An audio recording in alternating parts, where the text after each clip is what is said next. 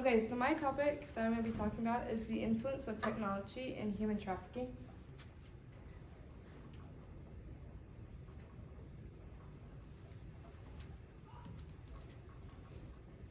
And before I want to get into that, I want to review a couple pictures of some computers. The first one that you see on the left is the first electronic computer in about, I think it's around 1946. And this was used for NASA, and eventually it what calculated us into space. You can see it's really big and definitely doesn't look like a computer.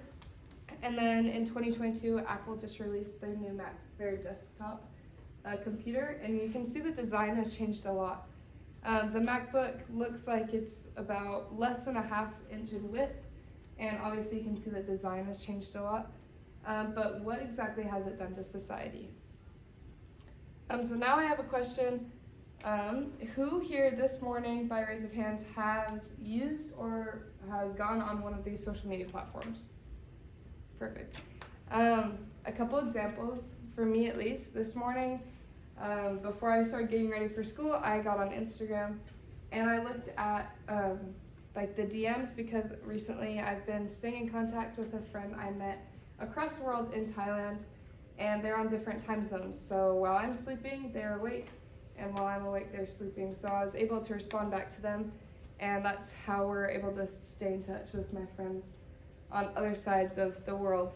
And then if somebody can raise their hand and tell me, I need two people, one person to raise their hand and tell me a good experience they've had on social media, and then somebody that maybe can raise their hand and tell me something that maybe isn't as good as a example. So I remember one morning I woke up and I again got on Instagram and I realized I'd been hacked, and I felt really violated because all of my information I felt like was not taken from me, but it was in danger of having somebody like take it from me, and it was really scary.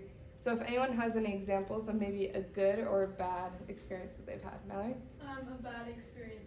I just feel like I'm being tracked every time I go on social media, and like Safari, I look anything up, it just pops up perfectly, and all this stuff, the ads and everything, they're just tracking and know exactly what I want and everything.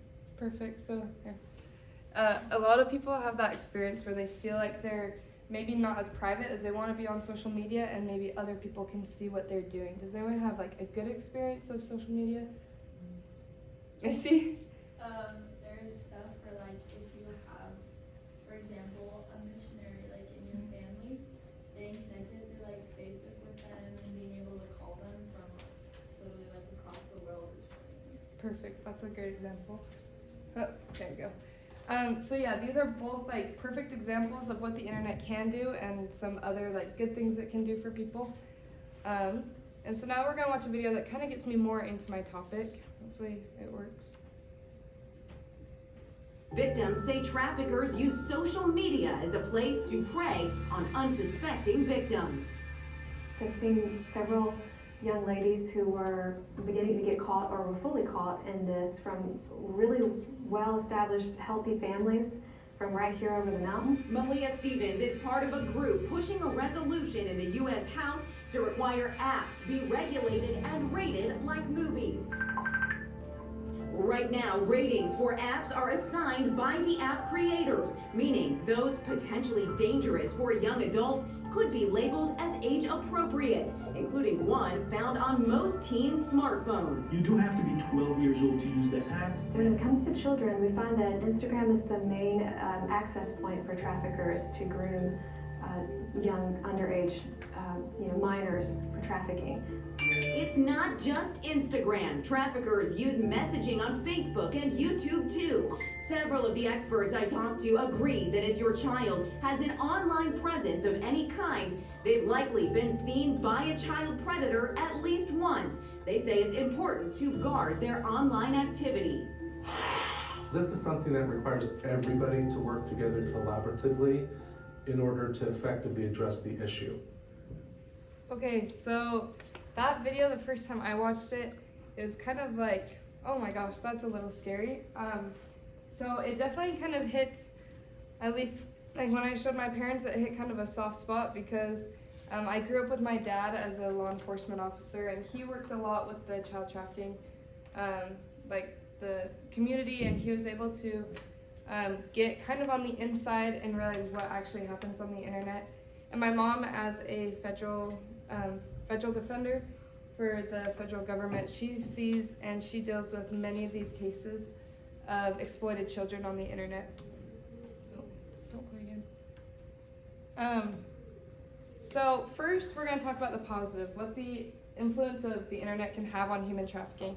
These are two different corporations that I found that are pretty widely known. This one is Love Justice International, and they help to prevent further human trafficking of children and also young adults. They use this there's a certain thing that they can use, and it's called road network maps.